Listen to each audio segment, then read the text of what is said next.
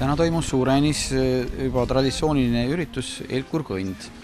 Ta Suuräänis on nüüd 3. kord ja eriline sellepärast, et sellel aastal sai ka kaasatud teiste piirkondade kooliõpilasi nagu üle 100 inimese nagu osales.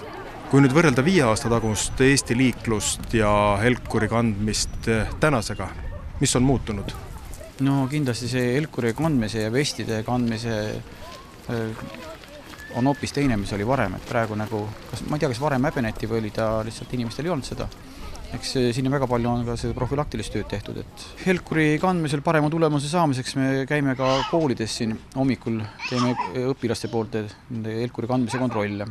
Et praegu on nii ja naa olnud, et enamus on tublid ja kannavad, aga paraku on ikkagi selliseid sees, siis me katsume neid siis abistada Elkuriga. Ka seda oleks korras, aga ikka hästi paljud kannavad.